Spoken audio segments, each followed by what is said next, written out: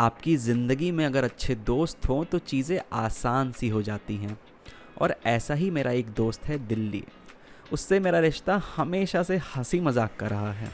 कभी हम पुरानी दिल्ली खाने जाते, कभी सीपी में मंडराते, कभी दारू पीने गुड़गांव जाते, तो कभी दिन भर बिस्तर पे ही पड़े रहते। इस बार जब मैं 2 साल बाद उससे मिलने पहुंचा तो उसने उसी पुराने अंदाज में मेरा स्वागत किया।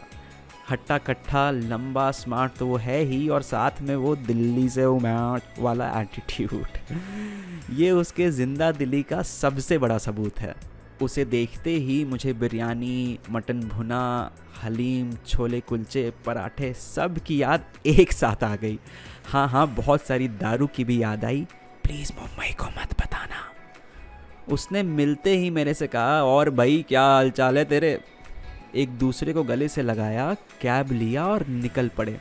प्लान इस बार भी बकचोदी का ही था। बातचीत, खाना पीना, थोड़ी सी दारू और बहुत सारी मस्ती। मैं कैब में बैठ बाहर झांक रहा था तो अचानक से मई 2021 याद आ गया और ज़ोर से धक्का लगा। मेरा चेहरा उतर गया और सेकेंड वेव के उस मातम की झलकियाँ आने लगी। पूछा मैंने दिल्ली से कि जब लोग यहाँ खून और प्लाज्मा के लिए भटक रहे थे तब भी क्या ये आसमान उतना ही लाल था? उस रोज़ जब अपने पराए और सारे सांस नहीं ले पा रहे थे तब भी क्या ये पेड़ उतने ही हरे थे?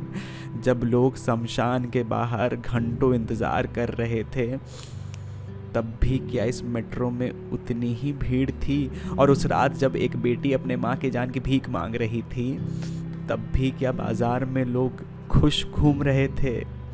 कि कई दिनों से ना सोया हुआ वो बेटा जब अपने पिता को लेकर हॉस्पिटल भाग रहा था तब भी क्या ट्रैफिक सिग्नल लाल हुआ था? और जब शहर में मातम का शोर मच रहा था, जिंदगियां उजड़ रही थीं, तब भी क्या ये सड़कें इतनी ही सुनसान थीं? हम दोनों अब सहम से गए थे, डर से कांप रहे थे। मेरे सवालों का जवाब तो किसी के पास नहीं था और दिल्ली ने तो ये सब कुछ अपने सामने देखा था, लाखों को खोया था।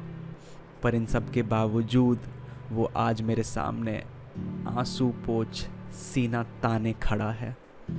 ये भी दिल्ली के जिंदा दिली का एक बहुत बड़ा सबूत है।